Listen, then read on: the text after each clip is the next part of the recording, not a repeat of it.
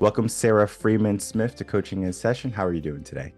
I'm doing fantastic. How about you? Doing well. Thanks so much for coming on. Today, I have you on as an author, speaker, and disability advocate. We're going to be talking about your work. We're going to be talking about how you help the world.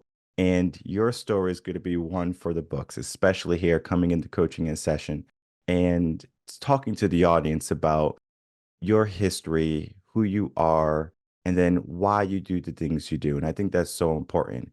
In your own words, can you tell the world who you are, what you do, and how you help? Okay, great. Well, first off, I am an author of a third edition of a self improvement book entitled Turning Stones into Gems, Learning How to Find Purpose or Direction in Your Life and Career. I also am a speaker and I am a disability advocate because I believe that there are so many myths about individuals with disabilities and their ability to function in workplace. So that is a part of my mission, is to just dispel those myths. But more importantly, just help people figure out what they want to be when they grow up a second, third, or fourth time. And I think it's important for the audience to know because they don't necessarily know you quite yet. But what is your history? Because I know you have an interesting history and it's one of triumph in the end. Yes, it definitely is. Well, I am an HR recruiting professional leader with more than 30 plus years of recruiting. I tell people I've been recruiting since kindergarten days. But looking at me and talking with me, one would probably presume a lot of myths about my upbringing, but I was born and raised in a underprivileged area of Houston, Texas. I was adopted by elderly godparents, which was very, very unusual, who were unemployed at the time. But I was very fortunate because they drilled the power of education and believing in myself. And with that intrinsic value instilled in me, I was fortunate enough to get a full scholarship to attend the University of Southern California in Los Angeles. And I started my recruiting career only after about a couple of years getting into the workforce. But as I was climbing the corporate ladder of success, Michael, something very traumatic happened. I started to lose my vision. And when I began to lose my vision, I was suddenly going, how am I going to help recruit people when I am interacting daily? And that's where it was a very trying and difficult time. Yes, I had some long days sitting on my pity party, but ultimately, I was a career woman. I was a wife, a mother, and I was already active in the community. And I suddenly had to realize, okay, if my vision is diminishing, does that make me less of a person? So it allowed me to reinvent myself and understand that I may not be able to do things the same way that I did before with a little bit of extra help, some accessibility tools, but I still was capable to function and survive in the workplace. And that brought me to another epiphany is because of the fact that I had vision loss and because of the fact that I had to ask for accommodations and some workarounds. There were far more individuals who weren't getting that opportunity to enter into the workplace. That also became a part of my underlying mission to see how can I better help those individuals understand there is a place for you in the workforce and trying to dispel those myths with my hiring manager. So that's where my advocacy for the individuals in the disability community. And I like to say, it's not a disability. I'm not disabled. I'm differently able in order to do what I do. And so one would think being blind, and I was diagnosed legally blind about 3 or 4 years after beginning to lose my vision. That means that I literally can no longer drive. If I were to see a billboard, I need to be on top of that billboard to read it. And so, in order to function, I need to use a walking cane, I need to use accessibility tools on my computer system, all these things, but it's all possible and with no cost or very minimal costs to an employer. So that's been also my mission is to just turn around and dispel that myth and also reinventing oneself after about a 35-year career history. Most people think, aren't you ready to turn in the cleats? No, I have so much more to offer. And so many people need to know that they can reinvent themselves. And thus, I'm starting this whole new career as a speaker and an author. Yes, that's what I love, giving people those tools to know how to go and achieve and unlock their success. And I do want to ask, did you start writing your book before or after you started to lose your sight? Actually, believe it or not, Michael, I wrote my first edition 25 years ago. And what happened is because I was in the recruiting arena and I believed, and coming from an underserved community, there were so many people that weren't given that opportunity to enter into corporate America, or had no clue how to go about doing it. I made it my mission to go and recruit and speak and try to attract individuals that normally were not being asked to come to work for a big company, a big bank, a big oil and gas company. In doing so, I would offer to just talk about the jobs that I have, but more importantly, to tell the individuals that I was speaking to, these were halfway houses, these were shelters, these were communities where you're teaching young people to take their first, jobs. Being able to tell them about my background, don't look at me and think, oh, she came from the other side of the railroad tracks. No, I grew up right here where you are, but you do not have to let your circumstances or your surroundings determine your destiny. It's up to you. And so people would come up and say, oh my gosh, no one ever told me that I had value, that I had purpose, that I had meaning. And you really, really encouraged me. And I really think you ought to write a book. Well, you know how we do that self talk? I'm saying to myself, who would want to read a book about Sara Freeman Smith? And what the heck? I can't see myself on New York Times bestseller list. I mean, it was the whole thing about the book. And I kept dismissing this. But ultimately, too many people from all walks of life would come up and say, oh, you're so encouraging. I can speak with you, and you always give me a positive thing to leave with. And I finally said, okay, I guess this is it. This is what I have to do. And I sat down and just allowed God to use me. And I just, the book together, Turning Stones into Gems. And I used a geode. And I'm not sure if you know what a geode is, but it's a rough stone. It's an ugly, just, unobtrusive kind of, looks like a rock in the backyard. But when you crack it open, it has beautiful quartz crystals. The concept of turning stones into gems is we let society and even ourselves put these huge burdens, these weights, luggage, baggage, toxic relationships, situations, whatever they may be, and we carry and lug that around. We need to get rid of that excess to get to the true value, the true inward being of ourselves. And obviously, each and every one of us has a distinct purpose and value. We just have to hone in on it. As for me, in case you haven't discovered, I love talking to people. And I've always had the gift of communication. But I took that for granted. I assumed everybody could talk, everybody would ask questions, everybody would be encouraging. But yet, I finally had some friends and some very, very good close mentors that sat me down and said, no, this is your gift. You have the ability to encourage, you listen, you're an active listener, and people know that you care. And I always tell people it's not how much you know, but how much you care that makes an impact when you meet people. And letting them know I can talk with the CEO all the way down to the janitor in the basement. We can have a good conversation. And he would never, ever know that there was a difference. Those are the kinds of things that I enjoyed. And I just sat down, put it in a book. And next thing I know, I was getting calls from people to actually want me to come and speak. And that provided me that venue. So there was a whole new reinventing myself. And then I figured, okay, after 3 or 4 years, I'm done. I got back into the corporate world, and led me 20 years later. And I had to go and take a big dose of my own medicine again to reinvent myself when the vision loss occurred. So this is why this is my third edition after the pandemic and the great resignation. Again, people came and said, you need to write that book again. You need to put it out because I've got grandkids now that need to learn that. Thus, that's where I am today.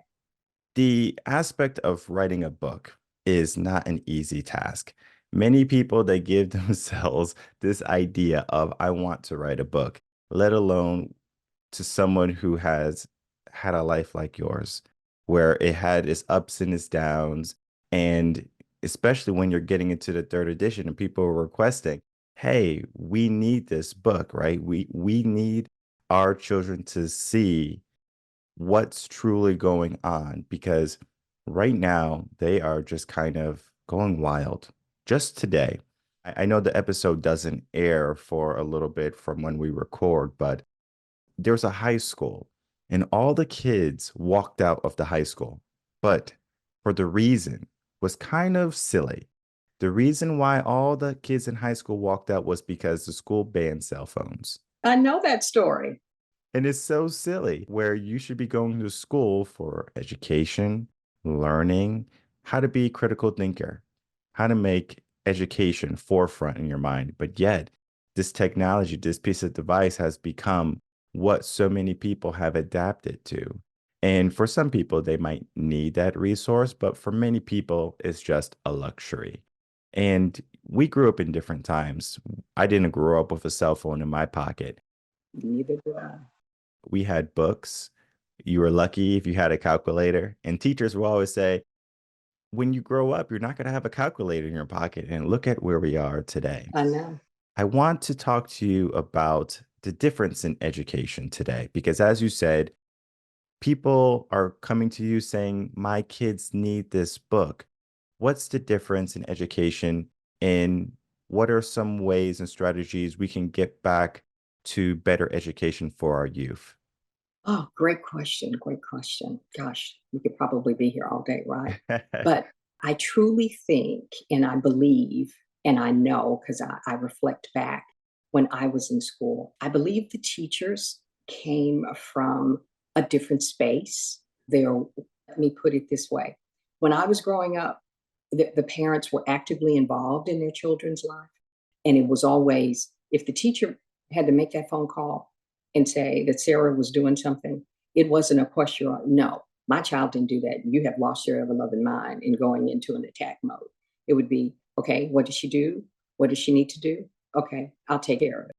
And believe it or not, by the time I got home, yes, it was addressed. I think because of the challenges, the many, many challenges that teachers today are faced with, they're not just teaching, they're parents, they're psychologists, they're therapists, they're social workers, they're all of the above. And I think that some are much better equipped to do that than others. But at the end of the day, that we have what we have, but our children also must understand that this is a profession that they are there to provide that information that will be of value down the road. Yes, you and I didn't understand why the heck do I have to do this problem the long way when I could just pull out this little cool little Texas Instruments tool. It is because what if one day you don't have that calculator? You really need to understand the basics and the premise to doing it. But being able to sit down and explain why that is important, but also have the support of a good surrounding family system. And to be perfectly honest, I think in these days and times, everybody has technology as an extra appendage to their body that they don't have the time to just spend quality time with listening to my child, understanding my child needs a little bit more extra direction. So when I have that parent teacher conversation, I need to let them know, and then I can be that backup support. But to be honest, I don't think those channels of communication is there. So I think real, true, valuable communication, both between the parent and the child and their level of expectation when they send them to school, as well as the expectation that the teacher and what they are going to do and what their role is. I think that that's a lot of the systemic problems. And simply, again, like you and I didn't have a cell phone and I didn't give my son a cell phone back when he wanted it. Yeah, everybody has one, but what do you need it? Well, what if in an emergency? That's what you go to the office and tell them they'll find me because I knew that it would take up his total concentration. It's simple. I'm not sending you to look and see what's going on in your friend's social page. So and it's a detraction. It's a deterrence. I totally get it. If they say that you don't know how to control it, then it's a privilege. It's not a right. It's a privilege. I love the aspect of technology. Technology has changed the way we have done many things. Absolutely. Technology is good and bad, the yin and the yang of the world Mm-hmm. right now. Mm-hmm. Double-edged sword.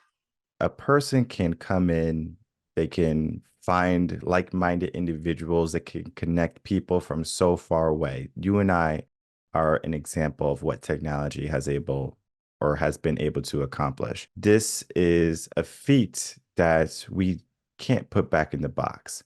However, technology has one detriment to it. It can create solidarity, meaning we operate by ourselves now. And many of our youth and many individuals, it doesn't even have to be just youth, they go to their phones, they go to their devices for the aspect of safety. I feel safe when I'm on my phone. I feel safe when I'm alone. That's why they can be in a room all day by themselves on their phone or their computer. They can feel connected, but they truly are disconnected. And what this does is it takes away the belief in themselves because now they're dependent on this device. If they decided to go out, be critical thinkers, use your own brain, they would believe in themselves more. But yet, this is an issue that we're having. And a lot of people today are failing to believe in themselves or believe that they can do things.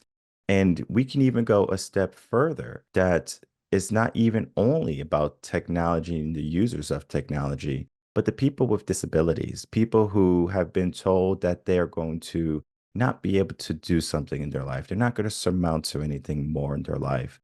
We have two paths that we can go on. We can go on the path of the knowingness that we have been taught or the learning of our potential. And many people, they just go with what they have been told. A teacher might have said you were dumb or you are insignificant or you won't be anything in life. But then you might have had people that said you can do it. You can be that positive factor. And I know you do a lot of work in letting people know that I can be that positive factor. You can do positive things in your life. And I want to talk and have a discussion about being that positive aspect in people's lives, helping people believe in themselves, whether they have disabilities or not. How can they achieve? First and foremost, it's an inside outside process, Michael. It is something that I tell people it starts and ends with you. You really have to know and be comfortable who you are because it is what it is. We are who we are, but be very reflective because there's some aspects of Sarah that I like, but then there are also some aspects that I say, you know what, you need to work on that. Let's be brutally honest. You can't be impatient with others, especially when you're relying on them to provide help. That was a great life lesson for me. I thought I was patient, but my gosh, when you go and lose your vision and the things that you could readily do really quickly and you'd have to wait and ask, you learn to have that patience. Being able to be reflective enough to know these are the things that I know that I'm good at, and these are the things that I'm going to continue to try to excel at doing. But more importantly, I don't want to spend the time on the things that I cannot do because that gets me nowhere. It only gets me deeper in my pity party. And the same thing goes if I have friends and family members that can only tell me, you can't do that. How you going to do that? Ain't nobody going to call you. You know they're not going to hire you for that job. I don't need help in doing that. I can sit and wallow on my pity party all by myself. I don't need that kind of support. I need someone to say, you know what? I think that's possible. What kind of things would you need in order to accomplish that if you wanted to do it? Oh, I just need a little bit of extra time. Oh, I need to learn how to do this on the computer system. So being able to focus on the things that I know that I can do. And that's also just from an individual without a disability. You can surround yourself with negative, toxic people or a negative, toxic environment, expect to go and get different results. I don't think so. Sometimes you have to make that decision. Is this being of a benefit or a value to me? Or is this people just holding me back and beating me down? And we have to be brutally honest with ourselves. But it is very difficult to make that decision. But what do they say is insanity? Continuing to do the same thing and expect the different results. Sometimes it takes that leap of faith. And then faith, that's the next key. After you sit and look, you've got to have some type of faith base. For me, it's my God. Whatever that creator, whatever that higher being, some things are out of your control. You have to trust and rely on it. But it starts from the inside. And more importantly, and I think you might agree on me, it is a mental mindset that you always have to keep focus in front of you. And if that means positive affirmations surrounding me so that I see it, that I hear it, that I live it, that I breathe it, that I'm listening to podcasts or the positive type music, but it is feeding my soul that so that I constantly am giving myself that fundamental foundation. So those are the sorts of things. And I tell myself, I'm good at this. You have to believe it. Self talk is critical. You can either talk yourself into it, or boy, can we do a great job of talking ourselves out and down. I'm a perfect example of that. I still find myself being guilty of that. What we convince ourselves that we can and cannot do and persevere to achieve it. Many people, they just do what they can do, what they know, what's familiar with them, what's comfortable to them, and they don't necessarily extend themselves. They don't go outside of the box. They stay where they are. A lot of people, believe it or not, they don't even leave their hometown. They just stay where they are. If not their hometown, their state.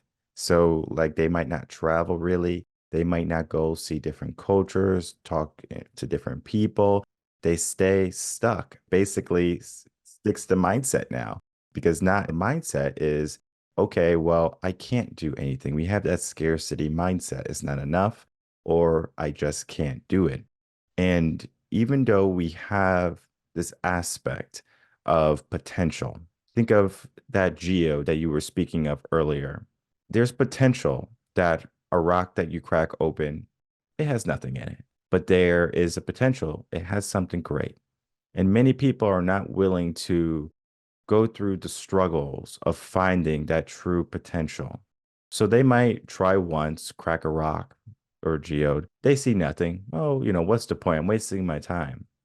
Many people, they feel like if they have failed once, they have failed twice, maybe even gone up to three times, they have that disdain in their mouth and now they don't want to push themselves any longer. How can someone push past the failure? How can someone push past the moments that are not as pleasurable or are more challenging and more difficult? I tell people often, especially that is so, so true. But if they really want to push and press on, think of other people. And when you read the stories about how others persevered, but looking at what they had to do, they were that close to giving up, or they were that close to people saying, there is absolutely no way, being disowned by the family, but they pressed on and they achieved that success. You have to know the more no's I get, that means I'm getting closer to my yes. And especially if it's something deep down inside, you know that this is what you have been called and purposed to do. You really have to have that persevering mindset, knowing that it's not going to come boom the first time straight out the door.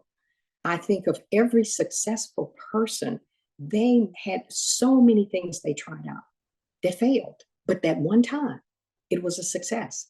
Baseball players and football athletes, how many times did they lose? But when they continued to practice and press on, look at the success that they achieved. Nobody thinks about the number of strikeouts that a batter hit has. They only think about the successes. So you have to know that success is right around the corner.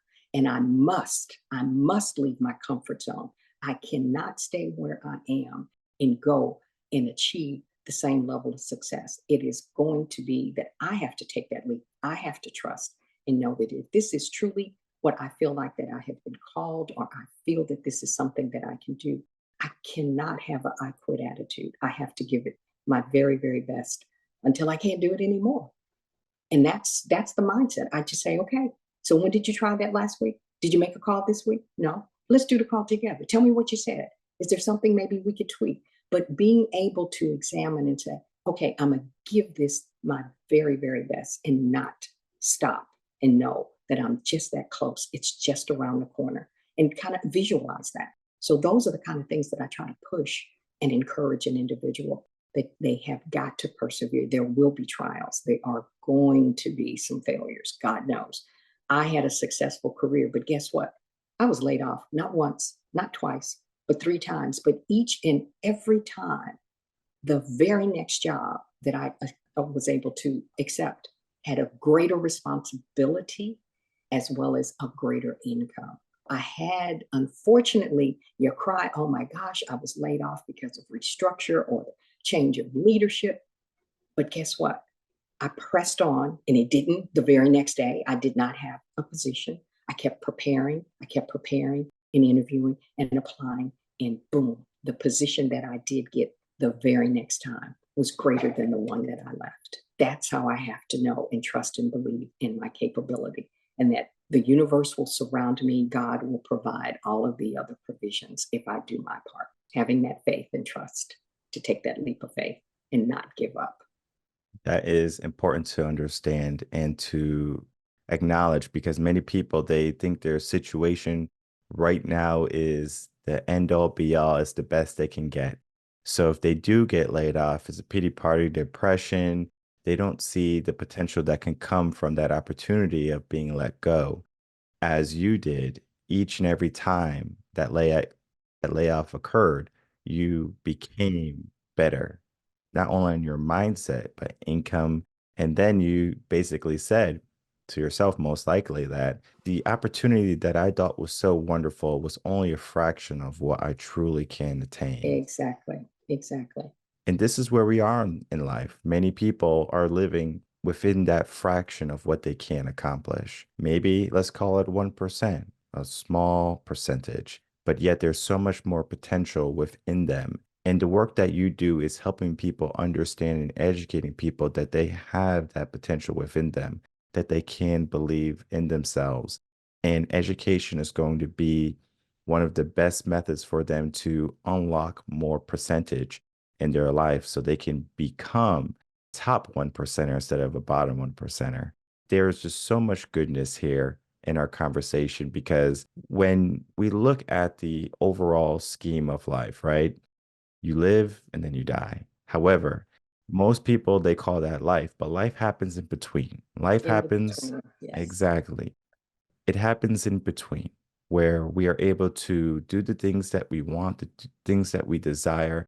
And many people, they have this limited mindset, but you are a testament that limits don't have to be there. You can show people, hey, just because we are struggling today, it doesn't mean that we're going to be struggling tomorrow. There is the ebb and flow of life. There's going to have ups and downs, but we appreciate those ups and we start to learn to reflect on those moments more than the moments that, oh, I remember when this was bad in my life. We start to see the good. And this all stems from, again, turning these gems that we have in our life into something more than what they are, just a rock, right? A lot of people say it's just a rock. It's just a rock. It's no purpose. Yeah, exactly. It's like a diamond in the rough. If you see what Exactly. a diamond looks like before it is gone through that entire refinement process, you would not believe. But that's not an easy process. Just imagine yourself. Put yourself in that diamond. And I never will forget. In one Bible study, a minister had some Play-Doh, and he says, "You know what? If life is like, hey, you got to get shaped, shift, squeezing. I got to mold you into the cup or the saucer or the bowl.